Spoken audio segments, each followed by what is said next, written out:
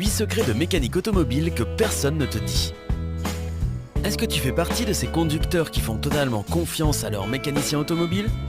Tant mieux pour toi si tu as trouvé un vrai professionnel qui prend bien soin de ton véhicule. Malheureusement, tous les mécaniciens ne sont pas responsables et honnêtes avec leurs clients.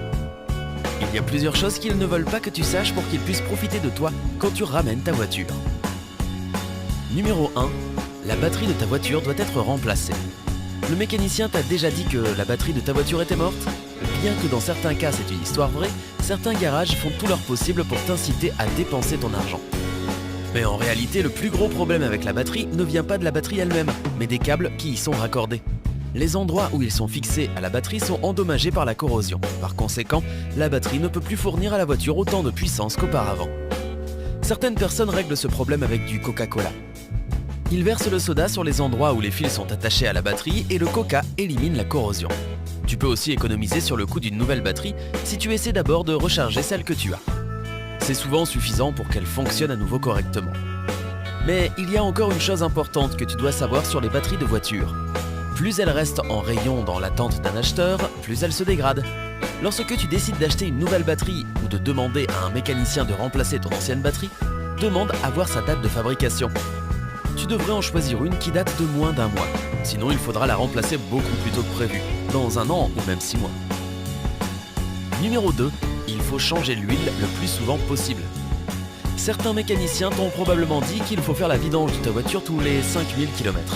Cependant, plusieurs experts automobiles affirment qu'on ne devrait s'inquiéter au sujet d'une vidange qu'après avoir parcouru un minimum de 12 000 km.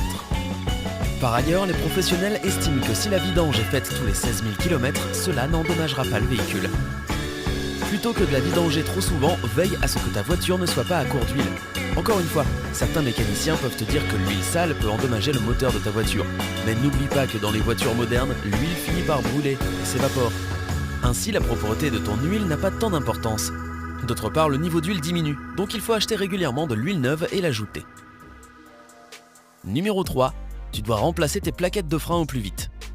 Tu seras sans doute d'accord pour dire que personne ne peut faire abstraction du terrible grincement des freins des voitures. La plupart des gens paniquent et se précipitent chez un mécanicien pour faire réparer leur voiture.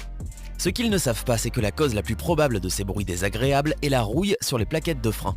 Heureusement, cette rouille peut être facilement enlevée en brossant, grattant ou décapant. Certaines personnes le font elles-mêmes après avoir regardé quelques vidéos sur YouTube. La plupart des garages se feront un plaisir de te le faire pour une modique somme d'argent. Malheureusement, tous les mécaniciens ne sont pas disposés à te dire que le problème est aussi simple que la rouille. Ils te diront que tu as besoin d'un tout nouveau jeu de plaquettes de frein. Méfie-toi, et si tu as des doutes sur ce diagnostic, va voir un autre garagiste.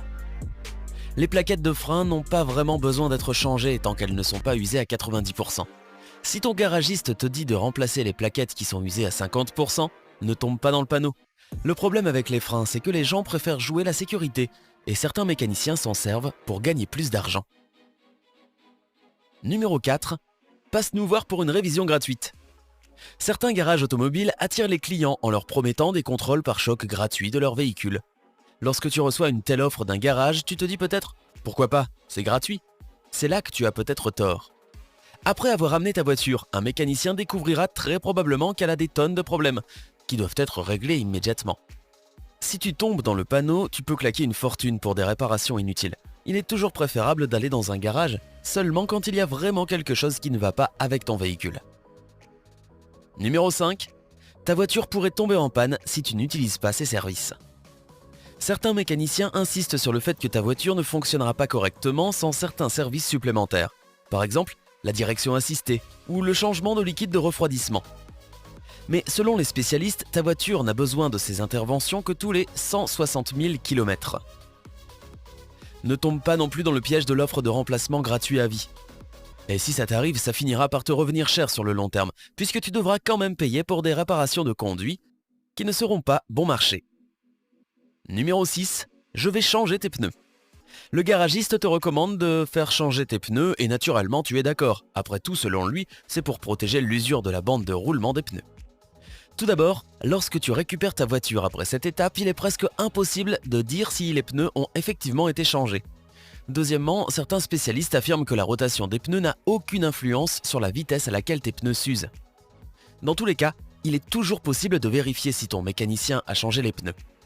Avant de te rendre au garage, marque les pneus à la craie. Tu peux écrire les lettres DG sur le pneu arrière gauche et AD sur le pneu avant droit. Après avoir récupéré ta voiture, vérifie où se trouvent les marques. N'oublie pas que le mécanicien doit changer les pneus non pas d'un côté à l'autre, mais de l'avant vers l'arrière. Numéro 7. Le voyant de vérification du moteur est allumé. Tu as forcément un problème grave. La plupart des conducteurs commencent à paniquer lorsqu'ils voient que leur voyant de vérification du moteur est allumé, surtout s'ils sont nouveaux conducteurs. Et une telle réaction peut mener à une facture salée de la part d'un garagiste. Malheureusement, peu de gens savent que la raison la plus fréquente pour laquelle ce témoin apparaît sur ton tableau de bord est que ton bouchon d'essence n'est pas bien vissé.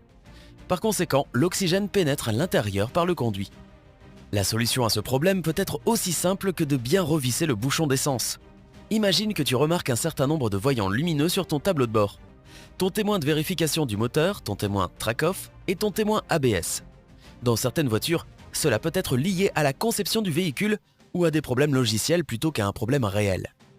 Mais il y a beaucoup de voitures qui allument automatiquement plusieurs autres voyants en plus de celui de vérification du moteur. Dans la plupart des cas, dès que tu sauras pourquoi le témoin du moteur est allumé et que tu auras réglé le problème, il n'y aura plus rien d'autre à craindre. Numéro 8. Ta voiture a besoin d'additifs spéciaux pour mieux fonctionner. Le mécanicien peut te suggérer d'acheter des additifs pour le moteur, le réservoir d'essence ou la boîte de vitesse. Une fois que tu as donné ton accord, tu découvres que ces additifs te coûtent un bras et une jambe. Les spécialistes sont sûrs que si tu prends soin de ta voiture régulièrement, tu n'as pas besoin de gaspiller ton argent avec ce genre de choses. Selon la loi, l'essence est déjà conditionnée avec différents additifs. Tu n'as pas besoin de substances supplémentaires pour, disons, améliorer sa combustion. C'est la même histoire avec l'huile de moteur. Les producteurs ajoutent différents produits chimiques qui permettent à l'huile de durer plus longtemps.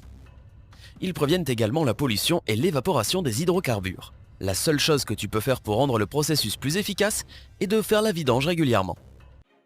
Tu connais d'autres secrets que les mécaniciens ne veulent pas partager avec leurs clients? Dis-nous tout dans les commentaires ci-dessous.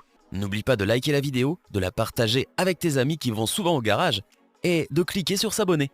Comme ça, tu resteras toujours du côté sympa de la vie.